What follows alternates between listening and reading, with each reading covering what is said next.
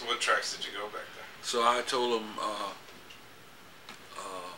I went to National Trail. Is that what they had, the Mopar National? Yeah. National Trail. That one and Great Lakes, drag race. But Great Lakes, like I call you, the miracle is that Great Lakes, they are open 6 days a week, every week, from Tuesday to Sunday for the street racers. Yeah. I mean, it's a beautiful. It's been there since the 50s. The track. What hours? And the track. They don't know. No, there's no curfew. Wow. There's no curfew. So it's a lot like Cawthorn Island used to be. Yeah. Except there was only on the weekends. And so you How's know, the crime there? cause I told them, well, see, they right in the middle between Milwaukee and Chicago, so you know, and so they draw in all the people. And they said the guys in Chicago, the street racers in Chicago told me, Willie, to really get next to these gangbangers in Chicago, man, they in the rap. They in the rap, you know. I said, well, man, all the rap stars are street racers in California. Snoop Dogg, Ice-T, Ice Cube, I mean, you know, Mike 10, you know, Dr. Dre. Because they used to come to Terminal Island and film music videos. And so, you know, and of course they use Terminal Island for movies and stuff, Batman Forever and a lot of movies, Barbed Wire with Pamela Anderson. And you were in a lot of movies yourself, huh? Yeah. Yeah, the first movie we did, the first movie I did was the sequel to The Fall of Rome with Sophia Loren. I was a gladiator. And but they never did release it. It was like the third movie of The Fall of Rome, because they did 2 movies and the third movie, but it went on the shelf. And so, but then at Paramount. So then the next movie I did for Paramount with Paul Newman, it was a political movie called WUSA, about New Orleans, my hometown. And it had a lot of stars: Cloris Leachman, Joan Woodworth, Lawrence Harvey, Anthony Perkins. Oh man! And we filmed that in 1969. And we gave Paul Newman a street racer jacket. We gave everybody on the movie. The producers, Stu Rosenberg, Hank Moonjean. Hank Moonjean produced all the Hooper with Burt Reynolds, the Hooper movies. Oh, okay. Yeah, with Burt Reynolds and the sheriff, and you know, they racing his Firebird. And anyway, cause Paul Newman and I got into a little discussion, I said, cause we were supposed to do the ride scene, turn over the police cars and stuff. I said, I think you made a mistake, Paul. Your police cars are blue and white. And when I was in New Orleans, they were black and white. He said, but that's it. When was the last time you was in New Orleans? And so I had to call my dad in New Orleans and say, Dad, what color is the police cars? He said, blue and white. I said, Paul, you were right. You were right. So, you know. But anyway, and I didn't know Paul Newman had a brother. He had a brother. His brothers kind of look like him and everything, but tall. His younger brother, yeah, but he's taller than Paul. And so, so we gave him a jacket, and we gave, you know. Then after we, but before then, oh, that's right. After we did the WUSA, that was in '69. We filmed that in '69 for Paramount Studios, and we broke the record of the 10 Commandments. We had more people in our scene than the 10 Commandments. And so when they filmed the 10 Commandments at Paramount. Anyway, in 1970, we did 2-Lane Blacktop. Universal picture. 2-Lane Blacktop. And we didn't know that was the first of the Fast and Furious. And, but out of 2-Lane Blacktop, the producer of that movie was Gary Kurtz. Gary Kurtz, we gave Gary Kurtz a jacket, a street racer jacket. Gary Kurtz, he wore his street racer jacket to the Academy Awards. Gary Kurtz went and joined up with George Lucas and Francis Ford Coppola, the Godfather man. Okay, Gary Kurtz, George Lucas, and Francis Ford Coppola did a movie called American Graffiti. They did American Graffiti, and after they finished American Graffiti, George Lucas and Gary Kurtz broke away from Francis Ford Coppola, and they did Star Wars. And Gary Kurtz told George Lucas, I got Darth Vader. So they tried to get in touch with me. And Tamiko and I was racing in Virginia. Then we went from Virginia to Florida. So this was like 72, 73. They were trying to get in touch with me. But they couldn't get in touch with me. And so so finally they came out with Star Wars and in 77. But by the time we had Terminal Island going. And that's how I got the characters. The Darth Vader character and the Stormtroopers. Because, and the only racetrack on the planet, only Big Willie, because the people call, we have a track here in Tennessee, we want Star Wars, we want Darth Vader, this is sorry. Well, Big Willie had them, well, that's a different story. And so, but they wouldn't let no other racetracks on the planet. And I didn't tell George Lucas, don't do that, don't let nobody else have them. I didn't care. But no, he didn't let nobody else. Only Big Willie. And then in 80, when the Empire Strike Back, again, I had Darth Vader and Boba Fett, the bounty hunter. And so, you know, and that's it. We had a jet and rocket car and everything. And Darth Vader told me, David Prowl, they went with David Prowl, the English weightlifter. David Prowl, I'm 6'6", David Prowl is 6'7". And David Prowl told me, Willie, whatever you do, keep the kids away from me, because they like to kick me. And he said, that's one favor I want you to do. Make sure the kids stay, you know. And so that's what I did. And he said, but you know, I felt like Darth Vader. Because when we did the movie, special effects, you know, the jets, the rocket, you know, we don't feel that, you know. But here, I feel it. I mean, they're right there, they vibrate, the ground's shaking. And he said, I feel like Darth Vader. But I told Gary Kurtz, don't feel bad, because I mean, Darth Vader was a bad guy, and I didn't necessarily want to be a bad guy. He wasn't good until he died. Yeah, when he died, he became religious. And so, and then the Return of the Jedi, well, you know, he died in that, so we couldn't have the character. The character had been killed off. So, yeah. Yeah, oh, the people love to hear me when I'm back at in Ohio and in the Chicago area, and they love to hear the stories. And so, you know, I made up DVDs with the Brotherhood history, you know, all the Discovery Channel and Speed and Fox and ABC and NBC. I got it all on there. Then I got Tamiko's book to music that you did, and then Star Wars, at least the one in 80. Because in 77 we had just, I think that's when the video cameras came out, but we didn't have one when we had the Star Wars event and the Stormtroopers. It's on the Eyewitness News. Yeah, that's the only thing we had on the Eyewitness News with Darth Vader. Yeah, with Darth Vader, yeah. I didn't get, but Eyewitness News filmed early, so they missed the Stormtroopers. Stormtroopers got to the track late.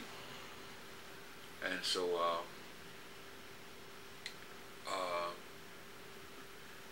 yeah, and then we did a movie called Joyride to Nowhere.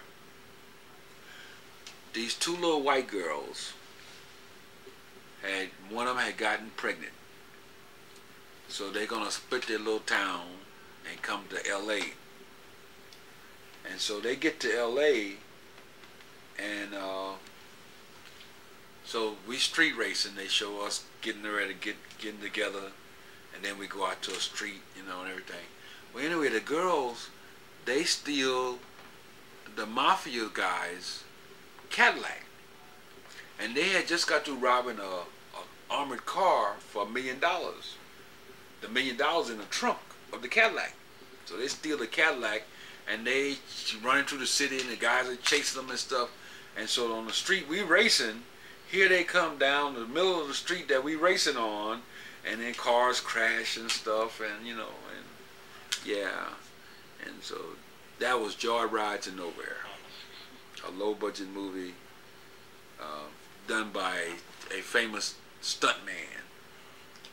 Yeah, that Ron Ross had done a lot of movies with Ron Howard and a bunch of people and a bunch of, you know, and so I think that's about it, because I did a television show. What's that guy that had a big 44 Magnum? No. It was a comedy show, and he's well known, kind of a blonde, kind of a stocky blonde guy. I got the name. I got the show in there. I got the show in amongst my tapes there, and the name of the TV show. Not Get Smart. I did Cagney and Lacey. Oh wow. The lady. You did Chips too. The lady that Chips came to the track. That's right. I did Chips.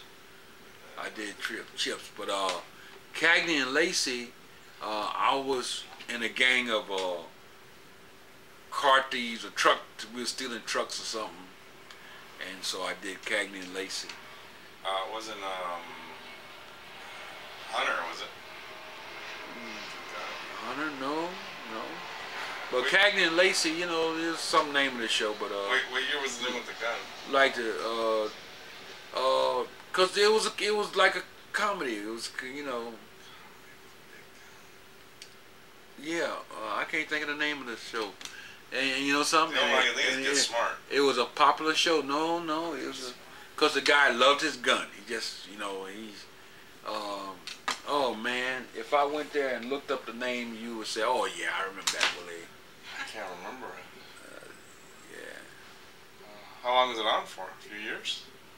Yeah, it was a popular show. The people liked it, and so it wasn't no short show.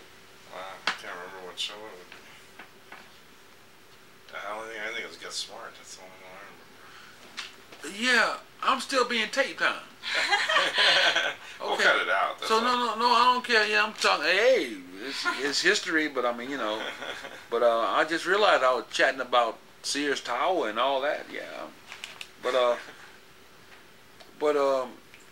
see, what makes this story longer is when you start going into details, you know, and like when I met Tamiko, you know. At Mavericks Flat, her cousin owned a nightclub in Los Angeles on Crenshaw, and her cousin was married. Karen was married to John Daniels, who partnered up with his partner was Jim Brown, the football and movie star.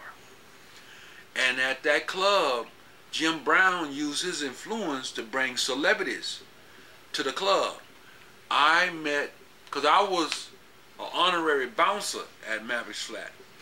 So I met Robert Mitchum, and Robert Mitchum, he came to the club, he was loaded, you know, he stayed kind of high, you know. Robert Mitchum, Sidney Poitier. Sidney Poitier saw me dancing, and he went during a break between songs, he went and tapped me on the shoulder. He said, "Can you teach me some of those moves?" And I actually was teaching Sidney Poitier at Mavericks Flat. Who did I meet and had breakfast with and everything? Steve McQueen. Steve McQueen. And we had breakfast at the Pancake House and stuff. And Steve McQueen and I became buddies because I told him I'm the leader of the Street Racers.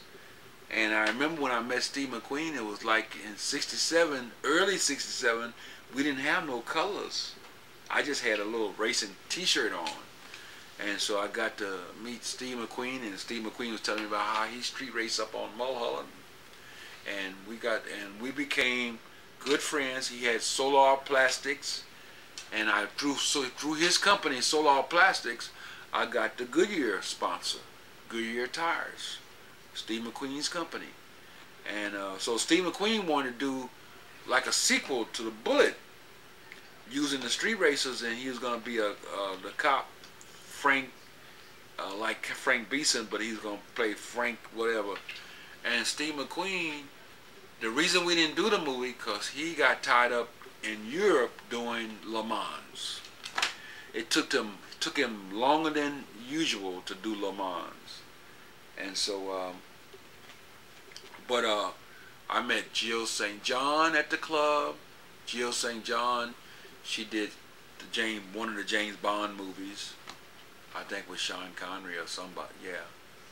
And I met Yvette Menu or something like that, her name. Oh, a lot of movie, and then my little partners at the club was dancing partners.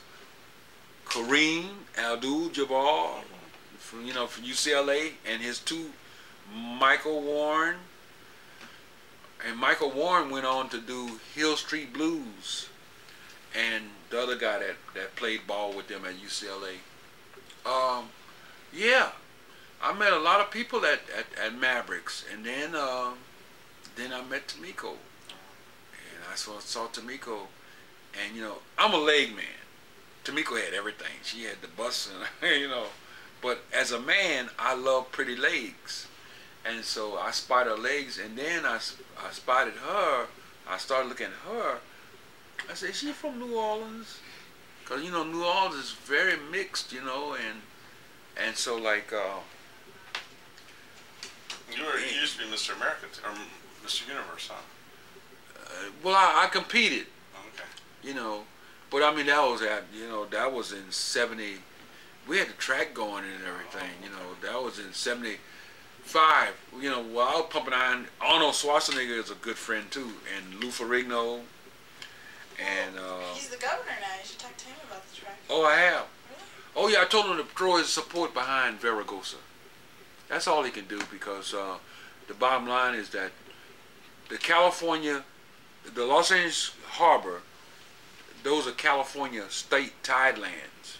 It belonged to the state, but the state already gave it to L.A. to be in charge of the harbor, like they gave it to Long Beach, harbor, San Francisco harbor, San Diego harbor, and so but all he can do is just throw his weight, because I did not know that Arnold loved drag racing until Tamiko and I went to Old Irvindale, when they had the quarter mile, Old Irvindale, in the early 70s. We walking around Irvindale, and we walked around a trailer, one of the funny car trailers, or somebody had and we walked right into Arnold. I said, "Arnold, what you doing here?" And the reason we know him, because we were judges on bodybuilding contests and stuff. Tamiko and I were judges, and we was on a panel of judges with Arnold, Then plus we went to a lot of the contests with Arnold, That was our other world, bodybuilding, because of me being wounded in Vietnam. I had to make sure I built my legs up and stuff. So anyway, we walked into Arnold. "Arnold, what you doing here at Irvindale Raceway?" He said, "I love drag racing." I did not know Arnold. Arnold loves drag racing. I did not know it. And so Lou Ferrigno, the guy that went through the walls and stuff in the TV series for Lou Ferrigno, Manuel Perry, is a street racer from Massachusetts, and he would go through the wall, and whenever the stunts for Lou Ferrigno as the Hulk, Manuel did the stunts, and they used to come to the track, because what Tamiko and I did, we extended an invitation to all the gyms, World, Goals, all the gyms. We told the gym members they all can come down with their family free. Just come and tell them, "I'm from gym blah blah," and and come on in, And so, and plus by me having my gym partners there, I mean they're all buff. Hey, I have any problems, But then again, I use the same method with the bikers and with the gang members, and I got a pretty mean army. I put together a pretty good army, of security. And so, but like I say, we can talk for hours, man. Cause man, there's so much. This one's gonna run out. Yeah. So we'll do, like I said, we'll do the next one